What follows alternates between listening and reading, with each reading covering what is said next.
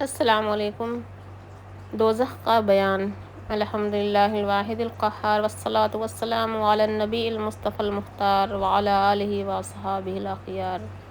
میری عزیز بہنوں، اللہ اور اس کے رسول صلی اللہ علیہ وسلم نے ہم کو دوزخ کے عذاب سے بار بار ڈرایا ہے۔ دوزخ بڑی خوفناک جگہ ہے، دوزخ بہت برا ٹھکانہ ہے۔ دوزخ میں آگ ہیں، اژدہے ہیں اور بچھو ہیں، قسم قسم کے زہریلے جانور ہیں، طرح طرح کے خطرناک عذاب ہیں۔ دوزخ کی آگ اندھیری رات کی طرح بالکل سیاہ ہے، اس کی لپٹ میں روشنی نہیں ہے۔ حضور پاک صلی اللہ علیہ وسلم فرماتے ہیں کہ دوزخ کی آگ کو 1000 برس تک دھوکایا گیا تو سرخ ہو گئی، پھر 1000 برس تک دھوکایا گیا تو سفید ہو گئی، پھر 1000 برس تک دھوکایا گیا تو سیاہ ہو گئی، اور اب سیاہ ہی ہے، وہاں بالکل تاریکی اور گپ اندھیرا ہے۔ میری عزیز بہنوں، رسول اللہ صلی اللہ علیہ وسلم فرماتے ہیں کہ تمہاری آگ جسے تم اپنے گھروں میں جلاتے ہو، دوزخ کی آگ کے 70 حصوں میں سے ایک حصہ ہے۔ صحابہ کرام رضی اللہ تعالیٰ عنہ نے عرض کیا، اے اللہ کے رسول صلی اللہ علیہ وسلم، جلانے کے لیے تو یہی آگ کافی تھی۔ حضور پاک صلی اللہ علیہ وسلم نے فرمایا، مگر دوزخ کی آگ اس آگ سے 69 گنا بڑھ کر ہے۔ یہ تو دوزخ کی آگ کا عالم ہے، اور دوزخ کی گہرائی کا یہ عالم ہے کہ حضرت ابو ہریرہ رضی اللہ تعالیٰ عنہ روایت کرتے ہیں کہ ایک مرتبہ ہم لوگ رسول اللہ صلی اللہ علیہ وسلم کی خدمت میں بیٹھے ہوئے تھے کہ ہم نے کسی چیز کے گرنے کی آواز سنی۔ حضور پاک صلی اللہ علیہ وسلم نے فرمایا، کیا تم جانتے ہو کہ یہ کس چیز کی آواز ہے؟ ہم نے عرض کیا کہ اللہ اور اس کے رسول ہی زیادہ بہتر جانتے ہیں۔ حضور پاک صلی اللہ علیہ وسلم نے فرمایا، یہ جہنم کی تہ میں پتھر گرنے کی آواز ہے۔ اللہ تعالیٰ نے اس پتھر کو 70 سال پہلے جہنم کے منہ پر گرنے کے لیے چھوڑا تھا، اور یہ جہنم کی تہ میں پہنچا ہے۔ جہنمیوں کو دیکھ کر جہنم بھڑک اٹھے گی اور اس کے شعلے بلند ہونے لگیں گے۔ سورہ ملک میں ہے، جو لوگ اپنے رب کا انکار کرتے ہیں ان کے لیے دوزخ کا عذاب ہے، اور وہ بہت برا ٹھکانہ ہے۔ جب یہ لوگ اس میں ڈالے جائیں گے تو اس کی ایک بڑی زور کی آواز سنیں گے، اور وہ اس طرح جوش مارے گی جیسے ابھی غصے میں کی وجہ سے پھٹ پڑے گی۔ دوزخ میں سب سے ہلکا عذاب یہ ہوگا کہ دوزخی کو آگ کا جوتا پہنایا جائے گا، جس کی گرمی سے اس کا دماغ کھولے گا۔ وہ سمجھے گا کہ سب سے زیادہ عذاب مجھی کو ہو رہا ہے، حالانکہ وہ سب سے ہلکا عذاب ہوگا۔ جہنمی انتہائی بدصورت اور سیاہ بنے ہوئے ہوں گے، وہ موت موت پکاریں گے مگر موت نہیں آئے گی۔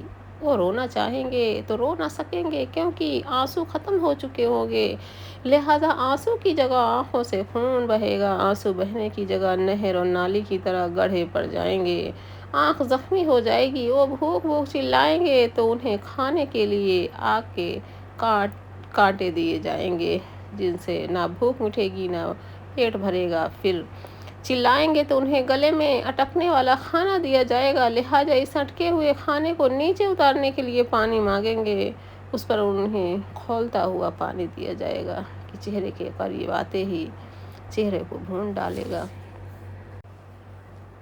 اور جب وہ پیٹ میں پہنچے گا تو پیٹ کی آنتوں کو کاٹ کر رکھ دے گا۔ جہنمیوں کو پیپ، خون اور کڑوے پھل کھانے کو دیے جائیں گے۔ اونٹ کے برابر سانپ اور خچر کے برابر بچھو اس پر ڈسنے کے لیے مسلط کر دیے جائیں گے۔ گرم گرم پانی سر پر ڈالا جائے گا، لوہے کے گرز سے پٹائی ہوگی، خال پلٹ دی جائے گی، لمبے لمبے زنجیروں میں جکڑے جائیں گے، گلے میں توق پڑا ہوگا، گندھک کے کپڑے پہنائے جائیں گے تاکہ آگ تیزی کے ساتھ لگے۔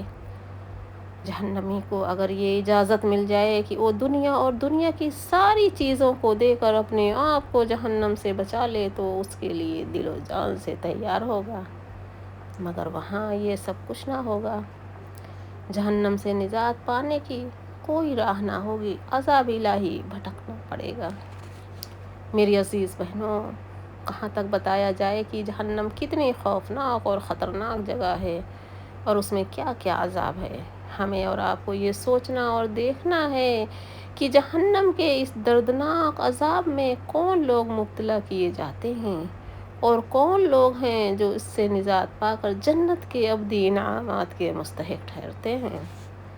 حضرت ابو ہریرہ رضی اللہ تعالیٰ عنہ کی روایت ہے کہ رسول اللہ صلی اللہ علیہ وسلم نے فرماتے ہیں لا يدخل النار الا شقی، جہنم میں وہی داخل ہوتا ہے جو بدبخت ہے۔ صحابہ کرام رضی اللہ تعالیٰ عنہ نے عرض کیا اے اللہ کے رسول صلی اللہ علیہ وسلم، بدبخت سے کون مراد ہے؟ حضور پاک صلی اللہ علیہ وسلم نے فرمایا من لم یعمل للہ بطاعۃ ولم یترک لہ بمعصیۃ، جو اللہ کی رضا کے لیے عمل نہ کرے اور جو اللہ کی رضا کے لیے گناہ ترک نہ کرے۔ میری عزیز بہنوں، یہیں سے سمجھ میں آ گیا کہ اللہ تعالیٰ کی رضا اور اس کی خوشنودی کی فکر نہ کرنا جہنم میں جانے کا راستہ ہے، اور اللہ کی مرضی پر چلنا اور اس کی خوشنودی کے لیے گناہوں کو چھوڑ دینا جہنم سے نجات دلانے اور جنت میں لے جانے کا راستہ ہے۔ اللہ تعالی ہم سب کو نیک عمل کی توفیق عطا فرمائے، آمین۔ عمل سے زندگی بنتی ہے جنت بھی جہنم بھی، عمل سے زندگی بنتی ہے جنت بھی جہنم بھی، یہ خاکی اپنی فطرت میں نہ نوری ہے نہ ناری ہے، یہ خاکی اپنی فطرت میں نہ نوری ہے نہ ناری ہے۔ میری عزیز بہنوں، قبر کی منزل کے بعد آخرت کی دوسری منزل حشر کا میدان ہے، جہاں ابتدائے دنیا سے لے کر انتہائی دنیا کی تمام انسان جمع ہوں گے۔ نفسی نفسی کا عالم ہوگا، کوئی کسی کا پریشان حال نہ ہوگا، سب کو اپنی اپنی پڑی ہوگی۔ حشر کا میدان اس وقت قائم ہوگا جب قیامت آئے گی، اور قیامت اس وقت آئے گی جب حضرت اسرافیل علیہ السلام سور پھونکیں گے۔ قیامت کا منظر بڑا ہولناک ہوگا، کائنات عالم درہم برہم ہو جائے گی، پہاڑ روئی کے گالوں کی طرح اڑتے پھریں گے، آسمان، زمین، چاند، سورج، ستارے سب ٹوٹ پھوٹ جائیں گے، ہر شے پر فنا طاری ہو جائے گی، اور ایک ذات واحد مالک الارض والسماوات کی سوا کوئی باقی نہ رہے گا۔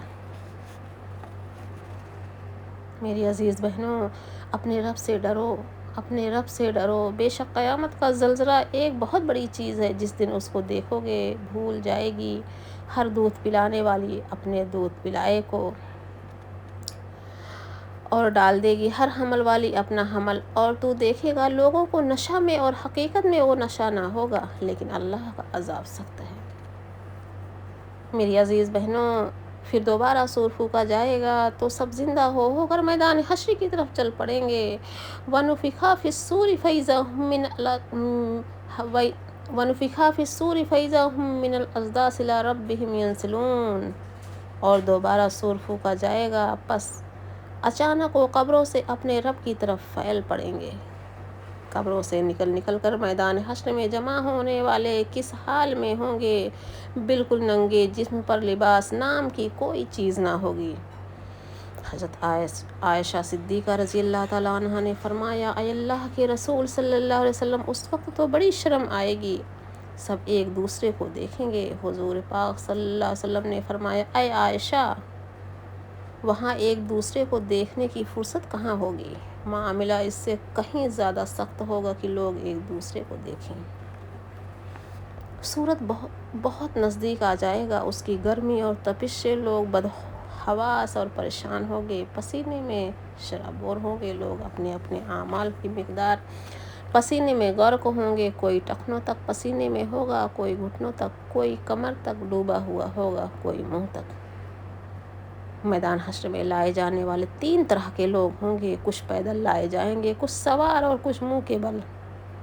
صحابہ کرام رضی اللہ تعالیٰ عنہ نے عرض کیا اے اللہ کے رسول صلی اللہ علیہ وسلم، منہ کے بل کیسے چلیں گے؟ حضور پاک صلی اللہ علیہ وسلم نے فرمایا جس ذات نے انہیں قدموں کے بل چلایا، وہی ذات منہ کے بل بھی چلانے پر قادر ہے۔ میری عزیز بہنوں، میدان حشر اس لیے قائم ہوگا تاکہ انسانوں کے اعمال کا حساب ہو، کسی نے دنیا میں کتنے نیک عمل کیے، کتنے برے، کیا نیکی کی کیا برائی، نیکی کرنے والوں کو نیکی کا پورا پورا بدلہ دیا جائے گا، اور برائی کرنے والوں کو برائی کا پورا پورا بدلہ ملے گا۔ ہر شخص اپنی فکر میں ہوگا، کوئی کسی کے کام نہیں آئے گا، رشتہ دار اور عزیز و اقارب منہ بھی موڑ لیں گے، وہ لوگ جو دنیاوی زندگی میں ایک دوسرے کے ہمدرد غم گسار ہوتے ہیں وہ بھی ساتھ چھوڑ دیں گے، اپنے قریب بھی نہ آنے دیں گے، ہر شخص ایک دوسرے سے بھاگے گا۔